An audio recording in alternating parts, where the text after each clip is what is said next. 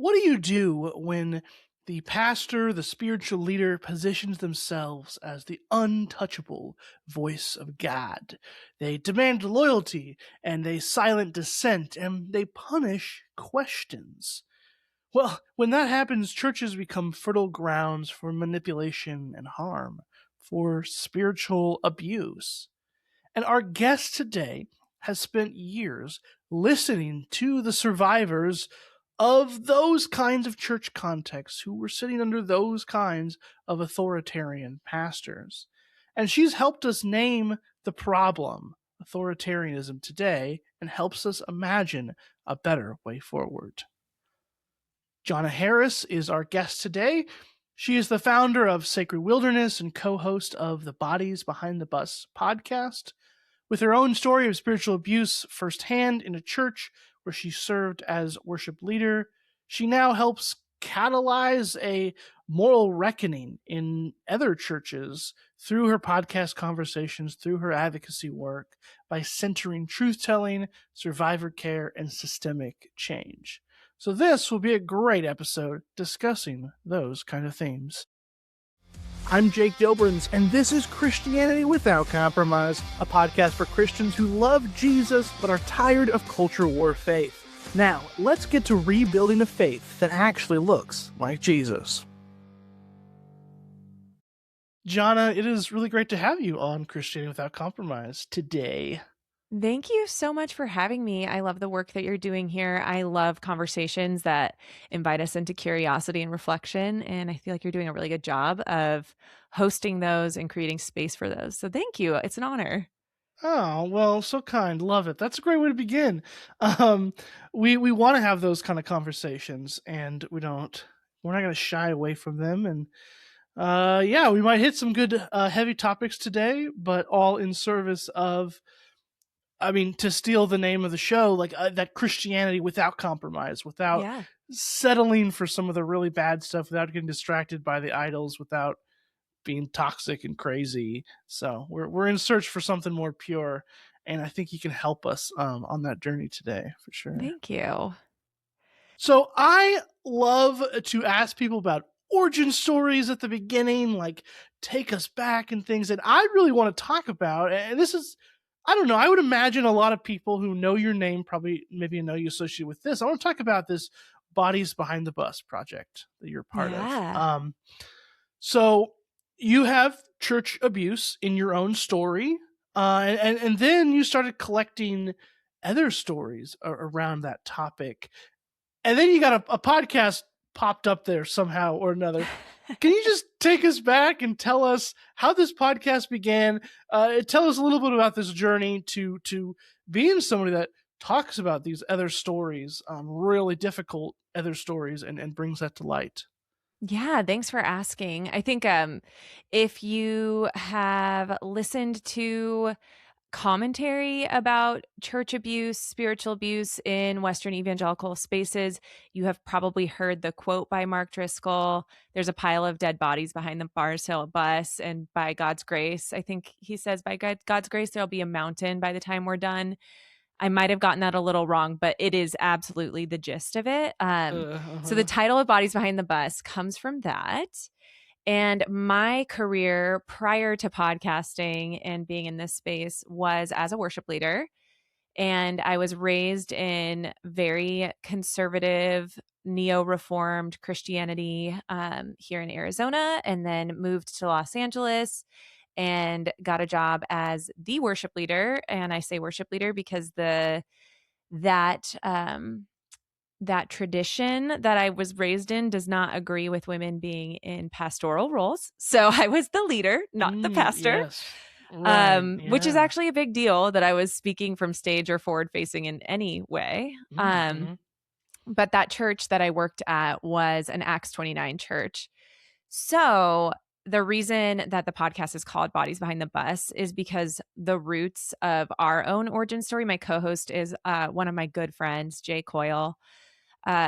Our church was Acts 29, and our roots in that church stem back to the leadership of Mark Driscoll, and that really permeated the entire Acts 29 network and eventually culminated in our own church's experience of corruption and abuse and enabling of abusive leadership.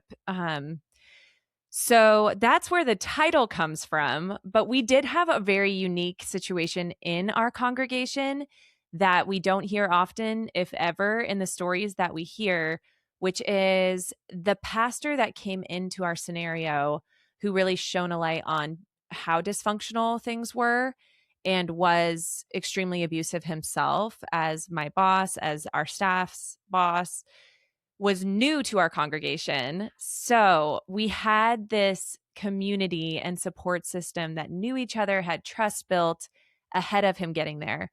So when he started doing abusive things, we had touch points within the greater congregation to kind of reality check, is this right? What's going on here? And we had that trust built up.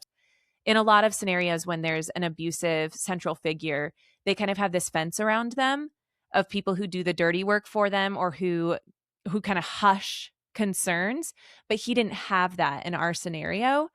So what ended up happening after about a year of him being there was that our church ended up seeing it for what it was, and about 98% of them left because he would not leave.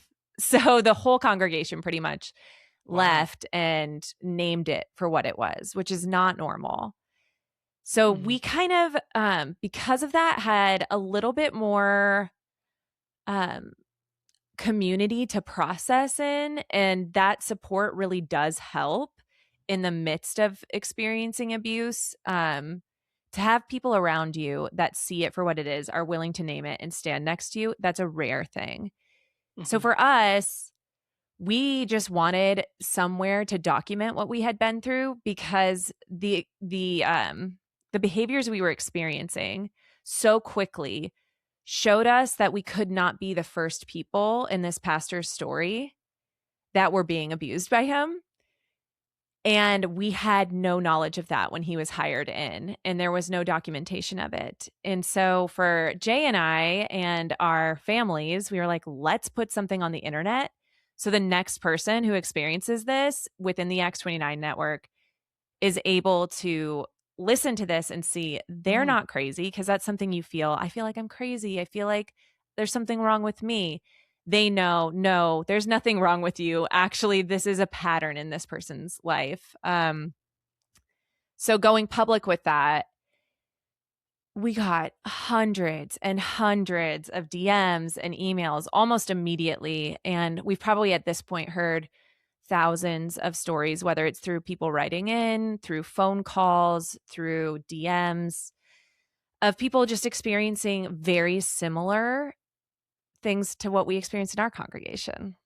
That is a very long-winded answer for you, but that is how Bodies Behind the Bus started. We needed something online to document what we had experienced, and then a lot of other people also wanted to document their experiences. Yeah. No, I think that's how it goes when we speak out. We find other people that maybe didn't have the language to say things like you did, or maybe didn't have the courage, or whatever the situation was, didn't know that was a thing they could do.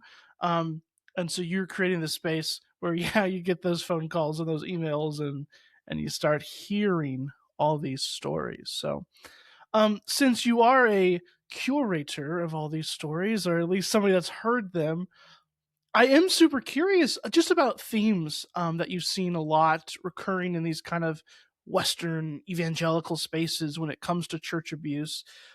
Just kind of enlighten us. What's going on behind the scenes? What's happening in some of these bodies that are behind the bus, if you will?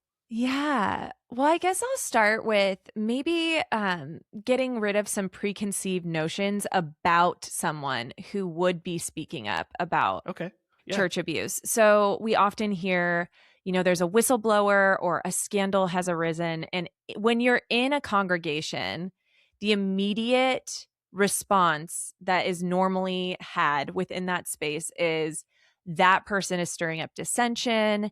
That person has fallen away. They're bitter. They're not able to forgive. Who's perfect? Everybody's a sinner, and they they're like bad actors, is how that whistleblower is usually treated within those communities. And I just want to say to whoever is listening to this that I hear from those whistleblowers daily, and they are the best people in our churches. 9 out of 10 times, those people are experiencing what they are experiencing because they are so sold out for living lives that look like Jesus, and they want to see their churches living in a way that looks like Jesus. And when something sparks a question or something comes into contradiction to the ways of Jesus and they speak up, they're usually the people who are experiencing abuse first. And they're the ones that are targeted and pushed out of these churches because systems like the ones that we speak about on Bodies Behind the Bus, and it is a lot of Western evangelical spaces, especially predominantly white, neo-reformed spaces is where we kind of are mostly focused as a podcast. Those spaces view that curiosity or even slight accountability as a threat to being able to continue. So the reason I say that is because those preconceived feelings you might have towards that person, maybe try to set those down for a second and hear them out, because usually the reason that they are speaking up is out of deep, deep love for Jesus and the church and a desire to see the church be who God has called us to be. Amen. Yeah. Patterns, I would say that's a major pattern right there. People Yes, it is. hear something, see something, and just ask a question, or something doesn't sit right and they bring that to their leaders. And instead of being met as like a mutuality, there's immediate hierarchy in the conversation and immediate protection of the institution rather than listening. And that's something that I see really often is we are not discipled in or taught, and especially I don't see church leaders being taught. I know I wasn't really taught as a worship leader in ministry, in a higher up ministry role, how to be mutual in listening and not just like enter a conversation as if I am bestowing something upon the listener, or I'm there to get this person in check. No, like maybe you could actually learn something really valuable from someone coming to you, and there can be mutuality there. So I would say like one of the first things that we see in patterns is just this lack of ability to communicate in a mutual way and viewing questions as threats.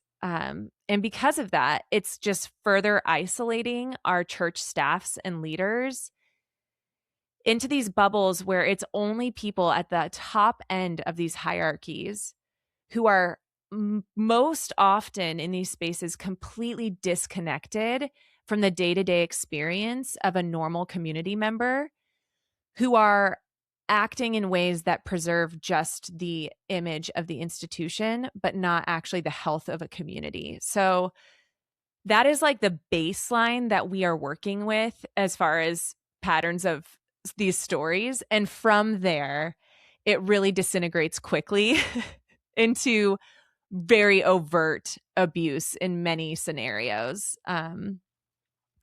A lot of utilizing God's word, the voice of God, in order to get people to stop asking questions, to go away, to feel wrong for asking questions, to feel wrong for not being okay with boundary crosses. A lot of financial abuse happens in our churches. A lot of, hey, you need to be giving XYZ. In fact, one of the biggest churches in my home state of Arizona, the largest mega church in our state, they actually dock the pay of staff, like prepay for their tithes. Wow. Oh. Yeah.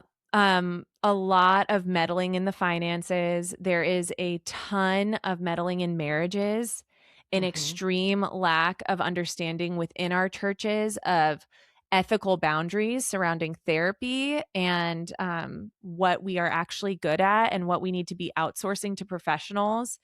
All of this has culminated in just a culture of abuse in our churches. That was a really big, long-winded answer for well, you. I asked you to summarize just this huge project that you're involved in, so that's on me. It's a Thank broad you. question for you. I probably left some stuff out too, but I was like, I've been talking at you for a while here. Yeah, people can go listen to the podcast and Yeah. figure out the rest, right? Yep. So, I do want to zero in on kind of authoritarianism, the my way or the highway thinking. You mentioned like being the voice of God kind of thing, that you'll put these pastors on the pedestal and say they can't do anything wrong. Don't question him. I mean, it's going to most likely be a guy, and things of that nature. Why do you think like that authoritarianism, that kind of leadership style has been so baptized, right, in so many places in churches, in our church cultures? And what role do you think theology plays in the fact that we have so many pastors that have that kind of again, leadership style, that kind of cult of personality around them? You're throwing some hard-hitting questions at me that are so big. I mean, they're great questions and there's so much nuance to all of them.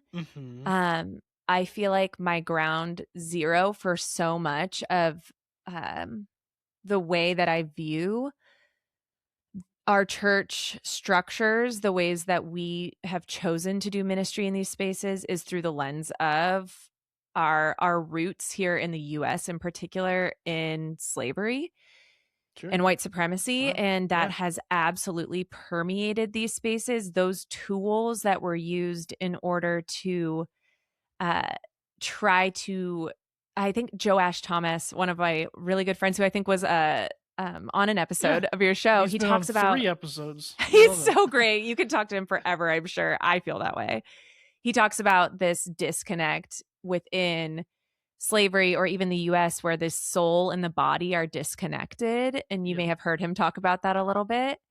But it's this idea that there's this huge focus on souls, and it doesn't matter what happens to the body as long as their soul is saved. So that's how, we could get to a point where slavery was being justified here in our churches.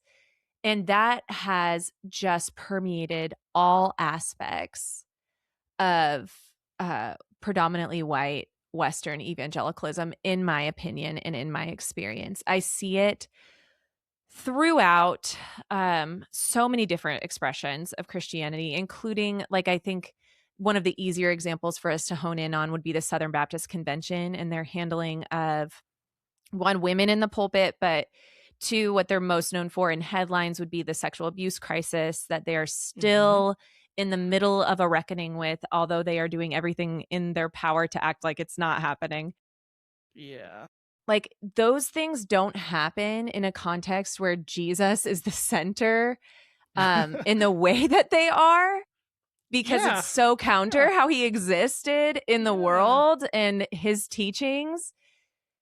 But when you are able to separate what is happening to people's bodies, what is their lived experience, and say, hey, as long as they said the sinner's prayer, we don't have to care what happens to them. I think that truly, that is a huge part of why we are where we are, why authoritarianism is where it is. But I have had jousted with Joash about this, even because I think it's important for us to sit there, and especially you and I as white people, to reckon with that and see the ways that that we have not been, our eyes have not been open to that historically, and make changes in our own lives and our communities how we can.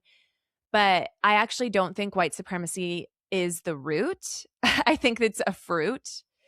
And, we see these things happening in all cultures in that are Christian. There are stories of abuse where there are people. So I think when we're looking at Christians and authoritarianism, I think the root to me is greed and pride Mm. and an extreme fear. Um, and it has these different fruits. And I think I need to say that because I see these same fruits happening in more progressive contexts as well. Sure. So I don't think any of us are immune to those things. They are in us, but definitely white supremacy is a root. And I do think white supremacy has been baptized into so many of these spaces. So Uh-huh. Yeah. that's Yeah. uncomfortable, but it's real. And we should just Mm. say it so that we can tell the truth about our own story. Yeah. So, again, big question. You helped us out here a lot. Bigger conversation that we can fit into a little episode. Yeah. Um, I think that's all really helpful to think about, to realize kind of how we got here, messed up, how we, how we got to this point where there's all this abuse, which is, I mean, I have a fear that this is going to be an evergreen episode. Like, when this episode comes out, there's probably going to be something in the news, and that's terrible. Yes. Um, and that's so unfortunate. So I'm wondering, if now we can kind of talk about getting ourselves out of these situations. And Yeah. um, I want to first start with the people in the pews. You've been Mhm. here in a context where you started seeing a a pastor a little too big for his britches. Can you kind of help us navigate maybe some of these early signs, or just some signs of that leadership that is crossing into that authoritarian, that abusive kind of territory?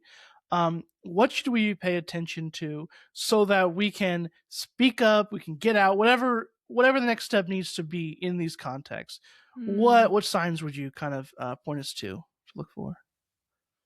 You were raised in these spaces. Many of us heard this. I mean, tell me if you've heard this, Jake. The heart is deceitful above all else. Sure. Yeah. Yeah. Right? Like, don't trust your feelings. Ooh. Yeah. Submit Yeah. to leadership. I think that we all need to pause and realize that God also created our feelings. God gave us those. God gave us these warning signs in us, and we can honor those. If you feel afraid to ask a question, that's not something wrong with you. That is data for you. So, why are you afraid? Start paying attention to the things in your surrounding that are causing you to feel that way. And that's going to give you some more answers for how to proceed. Are you safe to go and ask questions, or do you just need to get out? And we can't answer that question for you on this podcast episode, and everyone is in a different scenario. Um, you can leave. You do not have to stay. You do not owe someone your time or your space if they are acting in unsafe ways. I just want to throw that out Yeah. there. Hmm. Um, you oftentimes our bodies will start having like a physiological response to our environment before our brains catch up to them. So listen to those things that are in your body. And you know what? Sometimes if you're like me, you experienced abuse in a church, you experienced that betrayal, and then you are still wanting to continue in some way to be in a local church, you might be having panic attacks in the parking lot. That's super common. I've had it. Many of the storytellers on Bodies Behind the Bus have had it and continue to have it. You might throw up. You might have to run out of a service. Like, these are common occurrences that I want to normalize, first off, for just anyone listening, but also it's okay if your body is saying no right now. It's all right to pause. We don't need to. Something that I learned in therapy that I'm still working on. Unfortunately, I can't just fix these things overnight like I want to. I know, so frustrating. So frustrating. Couldn't everything just cooperate and just Oh, rip I the know. Band-Aid Yeah. off and it's all healed and we don't have to keep doing this, right? when we're in contexts where we break trust with our own bodies, where our bodies are saying, no, this isn't right, this isn't safe, and we push past those feelings and keep ourselves in unsafe places without advocating for ourselves, it will take time for your body and your brain to build trust back up with each other. So you may walk through doors of a church where it is safer, where there is leadership that wants to dialogue and is curious, but your body may be experiencing it as unsafe. And it is good to take the time to build that trust back up. And a good leadership at a church is going to want to work to build that trust. They're not going to expect that trust ever. They're going to help build appropriate trust as leaders. Warning signs if people are just disappearing and don't feel like they can talk about what they experienced. Oh, yeah. So if you have someone that leaves a church staff and you are encouraged not to talk to them, that's very common. Don't talk to them. They need space. If there's a narrative being passed around a community that the person was bitter or a gossip, I hate to say it, but like those are actually key words that abusive cultures utilize to silo people off and isolate them from having credibility in their experience or for whatever they saw. So I think there is a lot of language around believe survivors, and I stand there. I think there's Dr. Laura Robinson is a friend, and she writes a really interesting Substack. And recently she's been talking about this idea of believe survivors and how if it's a survivor who you're not in like a context with, we do have a duty in our communities to take survivors seriously, not just like point blank, like anything anybody says, we just believe it. But we can actually be engaged in our communities to say, all right, I'm going to actually listen to you and what you have to say. And then I'm going to investigate, or I'm going to tap the people that need to be tapped and hold their hand through accountability in these church community spaces, in order to be sure that you actually understand where your tithe money is going, who you're throwing your support behind. I don't know if that makes sense. Am I rambling a little bit too much? Was that helpful? Yeah, I mean, this could be a long list of different warning signs and symptoms of things, but this gets the gears turned. It helps us kind of be aware of our context, and you made some really good, important points about the experience of the survivors, the people in the space. Love what you talked about, how the body plays a role in all of this. Gotta remember that, absolutely. And I think that's really important. So yeah, that's good. That's what I wanted to hear. That's good. Thanks. I do want you to have a chance though to speak to any church leaders that might be listening. I don't think Mark Driscoll listens to my show. He probably is if his name's mentioned, because we know he loves to hear his name. Well, hey, Mark. There you go. Oh, great. Now it's in the transcript. So there you go. But speaking to the churches that actually do want to get better and foster a better, not toxic, not abusive, not authoritarian kind of culture and environment. What do you, Johnna, what do you want to say to church leaders or people who kind of have some kind of say over how churches function?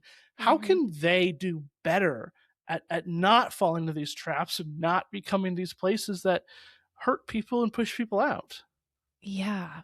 One, I will send this over to you. It is helpful. One of our board members at Sacred Wilderness, his name is Eric Isaac. He is brilliant, a religious studies professor, and he did work surrounding the definition of spiritual abuse, but also power incentives within church staffs, and has some data behind that.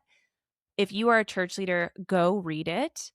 One of the things that sticks out to me most in his research is the idea of finances, and how the way that we are setting our churches up to have people's livelihoods depend upon their church staff position is actually creating spaces where both pastors and staff can be abused by congregants, but also pastors can utilize that position to abuse congregants. So it's really unhelpful, just all around, to not be working more towards bivocational models. That's not fun to Interesting. hear, but it is a reality. I'm on board. I like it. I've thought about that before. Yeah. Yeah. If you think about, if I make this decision, I will lose this main funder in our church. And that means that I can't feed my family tomorrow. So I'm not going to make the choice that integrity and God calls me to, because I can't not feed my kids, is the Mm. situation that so many of our church leaders are in. To that, I say you're held doubly accountable. And this is the call that you chose. And it's hard, but you still need to choose integrity. But Mm-hmm. also, maybe we can work together to imagine a space where those scenarios are a little bit less common. Um, I don't see a lot of training and prep for ministry leaders and pastors in seminary and conferences around knowing your ethical boundaries and knowing your lane and staying in Sure. it. And that actually the right thing to do is to refer out for things that you do not have expertise in. Um, there is a common trait of Western evangelicalism where it's we have to have all the answers. And if we don't have the answers, then someone's going to go to hell or be led astray. Right. I don't know what it is, but that's really Uh-huh. common. And I think that for people who are trying to model healthy leadership, that we should be, as leaders, helping people to understand that we don't not only do we not have all the answers, but people have the agency and ability to seek out those answers themselves, and that God in you, the Spirit in you, is equally important and equally in relationship to you as a pastor in your community. And so I think if we were empowering people instead of just listening and taking in our messages as pastors or faith leaders or speakers, I'm not going to tell you what to believe. I'm going to invite you into curiosity. And I want to hear what you heard too. I want to see this through your lens. And then I want us to mutually, pastor, mutually with your congregant, allow those perspectives to help form our lenses in the world. And I think if we had more of that mutuality, it would really help broaden the way that we engage in community, and would also start flattening some of these hierarchies that we see in congregations. It also kind of removes the pedestal that pastors are put on. And I also want to say this to faith leaders. You are responsible for discipling your congregation out of putting you on those pedestals, while still Amen. being cognizant of the fact that you do have power in this dynamic that is just inherently there. So you're not going to shame people for doing it, but what you're going to do is continually take yourself off of it and build that trust. So if someone comes to you and expects something out of you that is inappropriate for you to give, you're going to disciple them through that moment. You're not going to shame them through that moment. You're going to disciple them through that moment. You're not going to just fill the space that they're expecting you to fill if it's inappropriate. If they're wanting you to do something that is out of your purview when it comes to like marriage counseling, you don't just fill that role.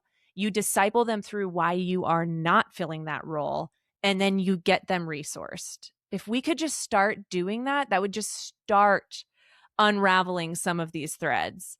You need to stop being afraid to not have the answers, and you need to be okay with saying you got something wrong without caveat. You don't have to have a caveat every time you get something wrong.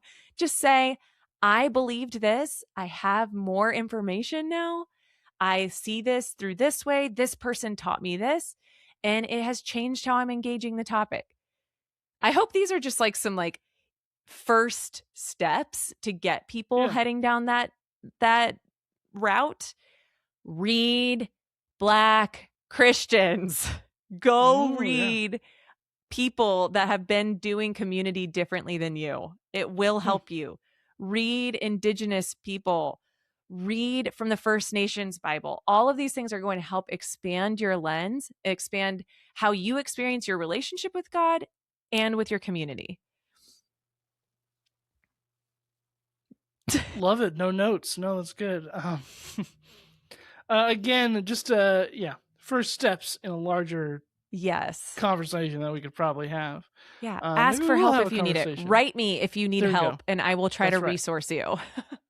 Yeah, we'll try to throw what you mentioned in the show notes, and then people can reach out to you. Which actually, speaking of that, great segue, because I do want to know about your plugs and your links and all that fun stuff. Where can people find you and connect Yeah. with you, and what do you got going on? What do you want to promote? Like, you take a couple of minutes and shout out yourself. Awesome. Thank you It's so legal much at this again point. for having me.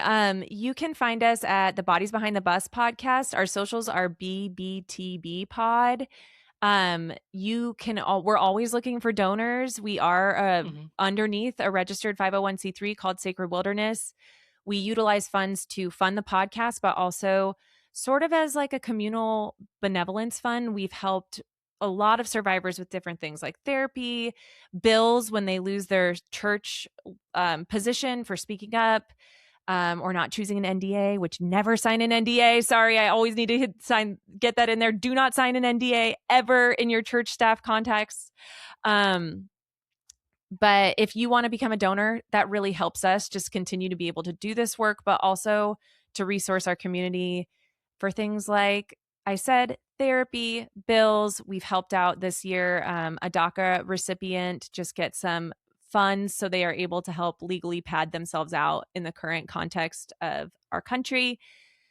So I can shoot you all of those links. And if you heard something or have a story and you're trying to kind of wrestle through what are next steps, listening to these stories may give you some language. Jake, I think you said that in the beginning of this.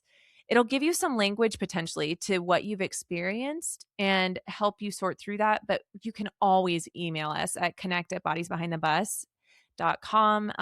And we're happy to again just point you towards any resources we have if we're able to. Beautiful. Love it. Thanks. Thanks for being on, talking about your story and other stories and what you've learned along the way. It's really powerful and important. I appreciate you. Um, I do have one last question for you Yeah. that everybody gets on the show before you go.